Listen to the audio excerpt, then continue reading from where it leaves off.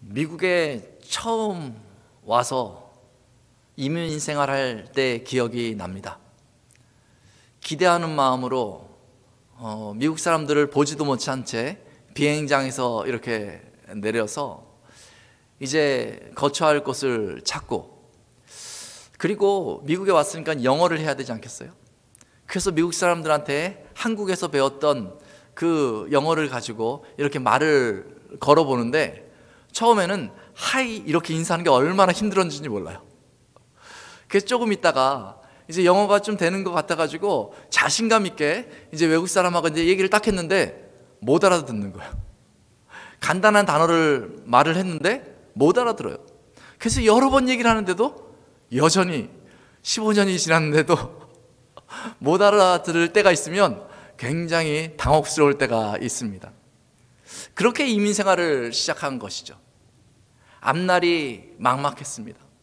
내가 이 땅에서, 이 낯선 땅에서 어떻게 살아가야 할까? 암담했던 기억이 있습니다. 그래서 막 애를 쓰다 보면 조금 길이 열립니다. 그러면 좀 살아가요. 조금 살아가요. 그러다가 자녀도 낳고, 그럼 막 애를 키워야 되니까 더 노력해서 막 길을 찾아요. 그럼 참 이상한 게요, 그러다 보면 길이 또 열립니다. 그래서 아이들을 키우게 되고, 그렇게 세월이 흘러가게 되는 거죠. 그러다가 어느덧 문득 돌아보니까 이제 여기엔 내 자리가 있고 내가 정착해 있고, 이제는 여기가 내가 사는 삶의 터전이구나, 이렇게 이야기하게 되는 거죠. 오늘 이 야곱이요, 지팡이 하나 들고 부모를 떠났습니다. 그리고 그 삼촌 집에 가게 된 것이에요. 막막했겠죠. 집에도 돌아갈 수 없는 그런 상황에서 나는 이제 어떻게 될 것인가, 아마 그런 생각을 했을지 모릅니다. 야곱은 삼촌의 집에서 젊음의 시기를 우리 청년들 같이 그렇게 보냅니다. 그래서 그곳에서 또 그 사랑하는 여인을 발견해요. 라헬이라고. 그래서 그 여인과 결혼하려고 오랜 시간을 기다립니다. 막 7년 8년 이렇게 기다리는 거죠. 그래가지고 그 여인을 결국 얻어서 결혼도 합니다. 그리고 그곳에서요, 이제 아이들을 낳는데요, 11명의 아들과 딸을 하나 낳아요. 많이 낳죠? 저도 4명을 낳는데요, 많을수록 행복한 것 같아요. 그리고 그곳에서 성실하게 야곱은 일을 합니다. 그래서 삼촌 라반의 집이 오히려 부유해질 수 있었죠. 그래서 삼촌으로부터 싹을 받아서 이 야곱도 자산이 점점 늘어가게 된 것입니다. 이제는 야곱에게 그 밧단 아람 삼촌의 집은요, 더 이상 낯선 곳이 아닙니다. 낯선 이민 생활을 해야 되는 곳이 아닙니다. 아름다운 가정을 이루었고, 이젠 노동할 수 있는 그 기술도 생겨서 또 많은 자산도 얻었기 때문에 이제는 야곱의 삶의 터전이 된 것이죠. 아마도 하나님께서 고향을 떠날 때 약속하셨던 것 같이, 이제 내가 이곳에서 복을 받아서 자리를 잡았구나, 이렇게 생각할 수 있습니다. 이 밧단 아람에서 야곱은 모든 것을 이룬 것 같이 보입니다.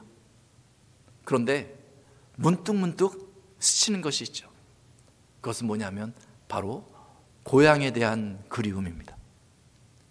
저희가 이민 생활을 그렇게 오래 했는데, 한국에서 어떤 분들은 한국에서 산 것보다 미국에서 훨씬 오래 살았는데, 문득 그 어린 시절이 생각나고 그 부모님이 생각이 나서 내가 고향으로 돌아갔으면 좋겠다, 고향에 가봤으면 좋겠다, 이런 생각을 하게 되는 것이죠.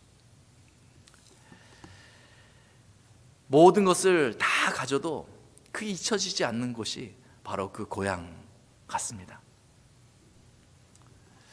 야곱은 어느 날 그 고향으로 돌아가기로 결단합니다. 그래서 자기가 이룬 모든 가족과 그 소유를 끌고 이제 고향으로 가는 것입니다. 그렇게 삼촌의 집을 이제 떠났습니다. 이 타향살이 하면서 어찌 보면, 지금 보면요, 야곱은 성공한 사람이다, 이렇게 말할 수도 있습니다. 그래서 고향으로 갈 때에 아주 자신감 있게 내 이 성공한 모습을 보여줘야지 뭐 이런 마음으로 출발했을지도 모르겠습니다. 그렇게 출발합니다. 고향에 두고 온 친지들이 기억났을 것입니다. 그렇게 걷고 또 걸어서 고향을 향해 갑니다. 이제 조금만 더 가면 야곱의 고향인 것이죠.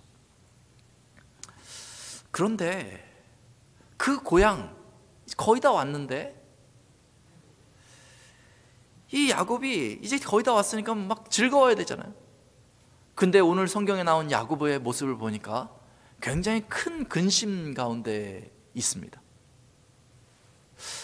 32장 7절을 보니까요, 심히 두렵고 답답하다, 이런 표현이 나와요. 이게 야곱의 마음의 상태인 거예요. 고향에 들어가기 직전에 심히 두렵고 답답한 마음을 가지고 있는 것이죠.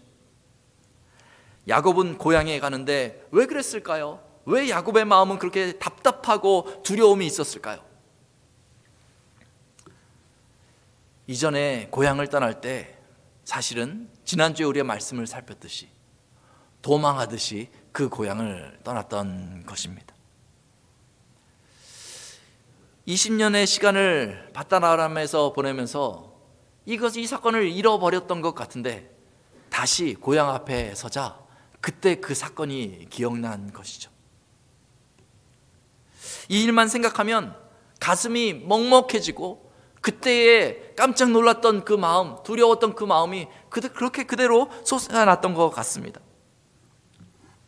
고향이 두려운 이유는요, 바로 야곱의 형 에서 때문에 두려운 것이죠. 자기의 형, 그 장자 에서의 축복을 자신이 빼앗았다는 그런 죄책감 때문에 지금 이러고 있는지, 아니면 부모를 통해서 들은 것처럼 이 에서가 자기를 죽이려고 한다, 분노하여서 죽이려고 한다라는 그 이야기가 다시 생각이 나서 그런지 모르겠는데, 야곱은 지금 고향을 앞에 두고 그 에서를 생각하면 몸서리가 쳐지고 두려운 것이죠. 그래서 야곱은 거의 다 왔을 때 스스로 그 형 에서를 찾아가지 못하고 형의 동향을 살피기 위해서 종들을 먼저 그 형에게 보냅니다. 형이 어떻게 반응하는지 20년이나 지났는데 그 형의 반응을 보고 싶었던 것이죠. 그런데 종들이 와서 보고하는 게 뭐냐면 이 형 에서가요, 자기가 왔다는 얘기 듣고 400명의 사람들을 거느리고 자기를 향해서 출발했다는 것입니다. 야곱은 큰 두려움에 빠졌습니다. 그리고 마음이 답답하게 된 거죠. 왜 그럴까? 왜 형이 나를 향해서 출발했지? 이 400명의 사람들은 어떤 사람들일까? 야곱은 그 상황을 아주 부정적으로 상상하기 시작했습니다. 그리고 상상하기를 그 형이 이 400명의 사람들을 데리고 와서 내 가족과 내 아내와 내 아이들과 그리고 나를 죽이려고 할지도 모르겠다, 공격할지 모르겠다, 이런 마음이 에서의 마음에 있었던, 야곱의 마음에 있었던 것이죠. 그래서 이 야곱은요, 작전을 짭니다. 에서가 공격하면 우리는 어떻게 피할 것인가. 그래서 떼를 반으로 나눠가지고요, 에서가 한쪽을 치면 한쪽은 도망갈 수 있잖아요. 그게 반으로 나눕니다. 그때를 대비해야지. 그래도 마음이 너무 불안한 것이에요. 그래서 이번에는 작전을 변경합니다. 이번 작전은요, 마음을 달래는 작전이에요. 그래서 에서를 위해서 예물을 준비합니다. 그 예물도 한 번 받는 것보다 두 번 받는 게 좋잖아요. 그래서 예물을 1차로 보내고 그 다음에는 이 예물 안 받아 막 이러다가 또 예물이 들어오면 좀 좋아할지도 모르잖아요. 그래서 예물을 또 보내고 한 번 더 예물을 또 보냅니다. 그러면서 야곱이 20절의 말씀에 이렇게 고백하는 거예요. 내가 내 앞에 보내는 예물로 형의 감정을 푼 후에 대면하면 형이 혹시 나를 받아주리라. 참 안타깝지 않습니까? 형 앞에 당당히 서지도 못하고 말이죠. 참 안쓰럽습니다. 야곱이 불안에 떨고 있습니다. 안절부절하고 있습니다. 이렇게도 해봤다가 저렇게 또 해봤다가 막 우왕좌왕하는 것이죠. 자기가 어떻게 해야 될지 모르겠는 것이, 평생 풀지 못한 문제, 그냥 덮어놓고 있었던 그 문제가 지금 야곱의 마음에서 드러나니까 그 순간 모든 것이, 지금까지 쌓아온 모든 것이 다 뒤죽박죽 돼버린 것입니다. 지금까지 준비해온 그 인생의 모든 것들이, 모든 것을 다 잃어버릴까 봐 그 두려움 가운데 야곱이 서게 된 것이죠. 사실은 에서를 만나기도 전인데 말이죠. 사실은 에서의 마음이 어떤지 알지도 못하는데 말이죠. 사실은 아무 일도 벌어진 것이 없는데도 말이죠. 아무도 야곱에게 이러한 상황이 벌어질 거라고 얘기하지도 않는데 말이죠. 혼자 그러고 있는 것입니다.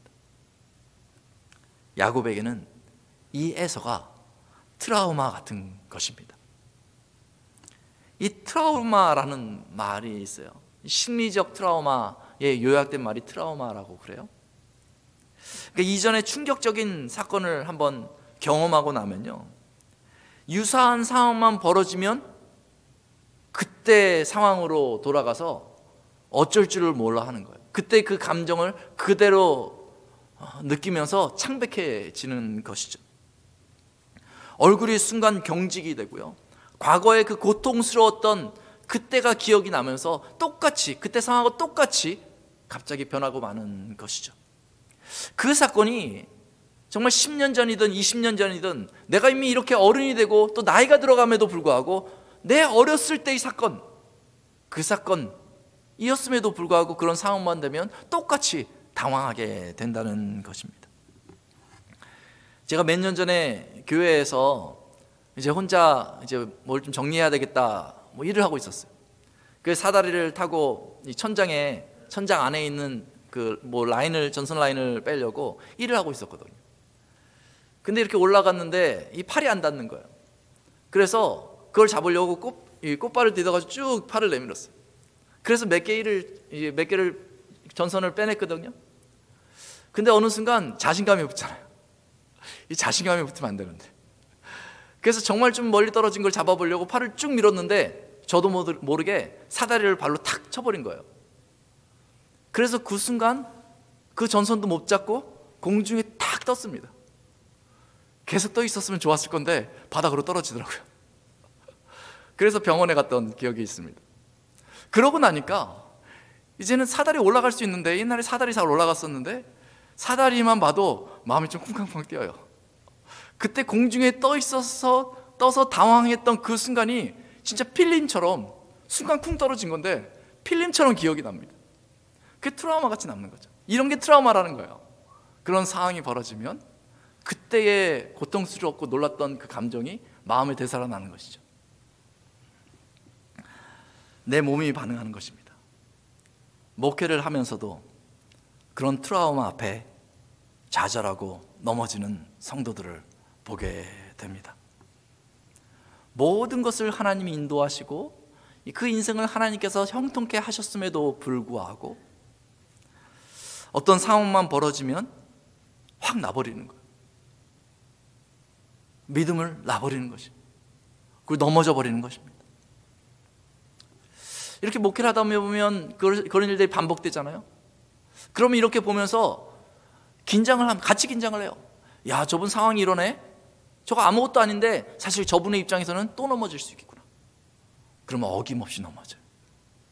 그런 트라우마, 믿음의 트라우마가 있어요. 어떤 분들은 그의 자녀이기도 합니다. 어떤 분들은요, 가족이기도 합니다. 어떤 사람들은요, 뭐 술 같은 것만 봐도 그렇게 흔들려요. 어떤 사람들은 이 사람들과의 관계에서 그런 경우도 있습니다. 이민생활 하면서 사람들하고 상처를 받다 보니까 사람들이 조금만 반응하거나 어떤 말만 하면 예전에 나에게 상처 줬던 사람이 생각이 나가지고 그 사람하고는 더 이상 가까이 하지 못하는 거예요. 어떤 경우는요, 이 사역이 그렇습니다. 교회에서 섬겼었는데 탈진한 기억이 있거든요. 너무 열심히 일하다가 갑자기 번아웃이 된 기억이 있어요. 그래서 일을 조금만 하다가 별로 그렇게 일 많이 하는 거 아닌데 조금만 상황이 벌어지면 난 못하겠다. 겁이 나고 두려운 것이죠. 삶의 트라우마가 작동하기 시작하면 갑자기 무력해지고 그리고 불안해합니다. 아무 일도 벌어지지 않았는데, 아무도 말하지 않는데 걱정과 염려 속에 빠져서 헤어나지를 못합니다. 그때는 아무것도 할 수 없고 그렇게 우리가 들었던 믿음조차 발휘할 수 없게 되는 것이죠. 야곱에게 에서는 그러한 존재였습니다. 고향에 가고 싶지만 에서 생각만 하면 두려움이 엄습해지고 무력해지는 것이 야곱입니다. 야곱의 심정이 절박합니다. 야곱이 자기를 향해서 오고 있는데 내가 어떻게 대해야 될지 알지 못하는 것입니다. 야곱 앞에 설 자신이 없는 것이죠. 고향을 떠날 때 어머니로부터 들었던 에서가 너를 죽이려 한다, 이 얘기가 계속해서 야곱의 귀를 울렸는지 모릅니다. 야곱은 너무 두려워서 예물을 순서대로 보내고, 그리고 아내와 아들들도 또 종들도 이제는 야뿄나로 건너편으로 다 보냅니다. 그리고 깜깜해진 밤에 홀로 남게 된 것입니다. 무력하게 홀로 깜깜한 밤에 남아서 앞에 놓인 문제를 해결하지 못했을 때 얼마나 상상이 됩니까? 그 시간이 얼마나 괴롭고 고통스러운지 몰라요. 부정적인 생각을 하면 끝이 없는 것이 부정적인 생각 아니겠습니까?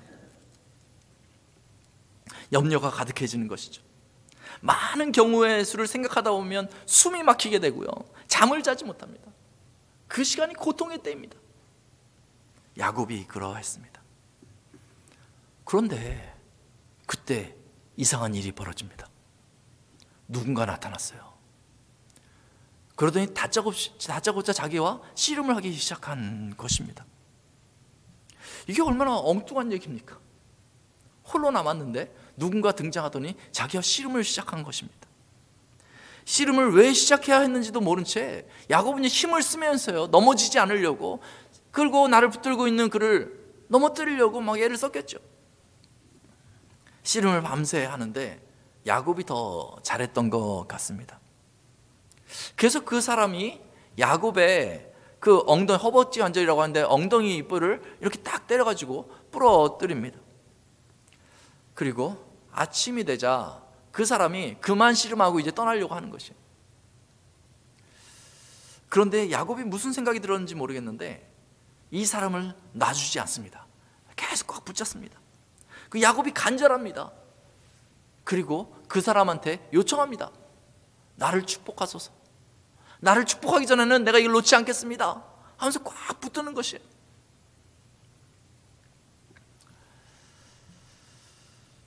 야곱이 무엇을 기대했을까요? 야곱이 기대한 것은 바로 그거였겠죠. 에서의 마음을 바꿔주어야 합니다. 그것이 지금 나에게 축복입니다. 뭐 이런 것 아니겠어요? 그런데 그 사람이 이제 떠나려고 하다가 떠나지 못하고 야곱의 요청을 들은 이후에 야곱을 축복합니다. 근데 그 전에 하는 것이 있습니다. 야곱에게 물어봅니다. 내 이름이 무엇이냐? 야곱이 내 이름은 야곱입니다, 이렇게 대답을 해요. 그러자 오늘 같이 읽었던 본문의 말씀을 해주는데 28절에 그가 이르되 내 이름을 다시는 야곱이라 부를 것이 아니요 이스라엘이라 부를 것이니 이는 내가 하나님과 및 사람들과 겨루어 이겼음이니라. 이렇게 이름을 바꿔버립니다. 야곱의 뜻은 무엇입니까? 속이는 자잖아요. 그 속이는 자 야곱이 두려워하는 이유가 무엇입니까? 자기가 에서를 속였었기 때문에. 그로 말미암은 두려움이 있는 것이잖아요. 근데 그 야곱의 이름을 이스라엘로 바꿔준 것입니다. 이스라엘의 뜻은 내가 하나님과 및 사람들과 겨루어 이겼다, 승리하였다라는 것을 선언해 준 이름이 바로 이스라엘인 것입니다. 지금 이 천사 하나님은 야곱의 그 간절한 간구 가운데 응답하기 전에 해주고 싶은 것이 있습니다. 그것은 뭐냐면 바로 야곱을 바꿔놓는 것입니다. 너가 바뀌어야 된다. 너가 바뀌지 않으면 상황이 바뀌어도 결국 그 자리에 설 수밖에 없다는 것입니다. 우리가 기도할 때 항상 그러지 않습니까? 하나님, 이것이 나에게 트라우마입니다. 이것을 없애주십시오. 이 상황을 바꿔주십시오. 우리의 기도는 그거지 않습니까? 근데 하나님께서 우리에게 말씀하시는 건 그거예요. 너가 바뀌어야 된다. 그렇지 않으면 넌 매번 그것 때문에 넘어지고 말 것이다. 내가 응답해 주기 전에 너에게 해주고 싶은 것은 너를 바꿔주고 싶은 것이다. 그렇게 야곱에서 이스라엘로 하나님께서 그 근원을 바꿔주신 것입니다. 이렇게 살펴보니까 정말 그랬던 것 같습니다. 창세기 32장 1, 2절을 보면 야곱이 고향 가까이 왔을 때 거기서 하나님의 사자들을 만납니다. 하나님의 사자들을 보고 야곱이 그곳에 이름을 졌는데 마하나임이라고 짓는 것이에요. 하나님의 군대, 내가 하나님의 군대를 보았다, 이렇게 얘기하는 것이죠. 하나님의 군대가 나와 함께 있는 것을 보면 어떻게 해야 됩니까? 담대해야 되잖아요. 그런데 야곱은 하나님의 군대를 보고 나서도 두려워했습니다. 야곱이 그 다음에 몇 절 더 가서 하나님 앞에 기도합니다. 하나님, 내가 두렵습니다. 하나님, 이 상황을 바꿔주옵소서. 이렇게 기도합니다. 9절에 보니까 내가 주께 간구하오니 내 형의 손에서 에서의 손에서 나를 건져내시옵소서. 내가 그를 두려워함은 그가 와서 나와 내 처자들을 칠까 겁이 나기 때문이니이다. 이렇게 기도하는 것입니다. 간구하는 것이죠. 그런데 여전히 하나님을 신뢰하지 못하고 있는 것입니다. 두려움 가운데 떨고 있는 것뿐이죠. 야곱은 자신을 보지 못합니다. 야곱은 함께 하시는 그 하나님을 보지 못합니다. 그래서 트라우마에 빠져 있는 것입니다. 하나님은 그 야곱을 찾아오신 것이에요. 그래서 씨름을 시작하시고 씨름의 그 과정을 통해서 야곱이 간절히 매달리게 하면서 야곱의 눈을 조금씩 열게 하신 것입니다. 그리고 그 씨름하시는 그 하나님을 의존하게 한 것이죠. 야곱이 하나님을 향해서 나를 축복하소서, 이 엉덩이의 뼈가 부러졌음에도 불구하고 그 간절하게 하나님 앞에 매달리고 있을 때 하나님이 야곱의 눈을 열어주신 것입니다. 결국 하나님이 야곱의 기도를 들어주시는데 그 기도의 핵심은 형 에서를 먼저 바꿔주시는 것이 아니라 야곱을 바꿔주시는 것이었다는 것이죠. 그리고 야곱을 축복합니다. 그 후에야, 이 씨름이 끝난 후에야 야곱은 눈이 완전히 열려서 자신을 발견하고 그리고 내가 씨름한 이것이 무슨 사건인지 기억하게 되는 것이죠. 그래서 야곱이 고백합니다. 내가 하나님을 대면하여 보았으나 살았다, 이렇게 이야기하는 것이죠. 그래서 야곱은요, 그 씨름한 그 장소를요, 브니엘, 하나님의 얼굴, 이렇게 이름을 정합니다. 내가 하나님의 얼굴을 봤다. 하나님의 얼굴을 보니까 이 야곱이 이제 자신감이 생긴 것입니다. 두려움이 사라지고요, 용기가 생긴 것입니다. 이게 얼마나 기가 막힌 것인지 모릅니다. 이제 그렇게 눈을 딱 떴는데, 그렇게 고백했는데 드디어 에사가 딱 그 마침 딱 등장한 것이에요. 이전에는요, 야곱이 이렇게 재물 먼저 보내고 종들 먼저 보내고 그랬잖아요. 근데 33장 3절의 말씀을 보니까 그들 앞으로 나아가서라고 얘기하고 있어요. 가족들을 두고 자기가 그 형 에서를 향해서 나아간 것입니다. 그런 용기가 생겨난 것이죠. 그 에서도 야곱을 보고 분노하고 화를 내면서 너 왜 그랬냐 하고 묻지 않습니다. 에서가 단번에 야곱인 것을 보고 나서요, 달려와가지고 야곱을 끌어안고 막 키스를 하고요, 같이 엉엉 울었다, 이렇게 얘기하고 있는 것이죠.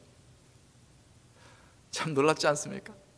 에서는 야곱을 향한 마음이 그거였는데 이 야곱은 자기 트라우마 때문에 가까이도 가지 못하고 혼자서 두려워 떨고 있었다는 것이 너무나 우습지 않습니까? 근데 우리의 인생의 트라우마가 그런 거예요. 우리 스스로 만들어 놓는 것이죠. 내가 변하지 못해서 맨날 넘어지는 것이 바로 내 인생의 트라우마인 것이죠. 기도하지 않는 사람은요, 이러한 트라우마를 극복할 수 있는 힘을 얻지 못합니다. 하나님 앞에서 자신을 발견해야 돼요. 하나님 앞에서 하나님을 발견해야 하는 것이죠. 예수님이 죄로 말미암아 어그러진 이 세상의 짐을 짊어지시고 저 십자가로 나아갈 때 예수님한테도 비슷한 일이 있었습니다. 십자가로 나아가는 것이 두려운 일이죠. 그래서 겟세마네 산에 올라가셔서 예수님도 땀방울이 핏방울 되도록 기도하시지 않았습니까? 그리고 담대함으로 그 십자가를 향해서 나아가게 된 것입니다.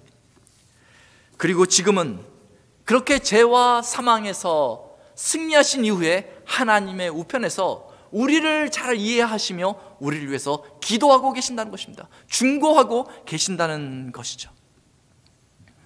염려와 걱정을 일으키는 그러한 트라우마, 그런 상황이 우리의 믿음을 통째로 흔들 때 여러분 헤쳐나오시기를 바랍니다. 그 순간 기도를 시작하십시오. 예수님의 이름으로 하나님 앞에 나아가십시오.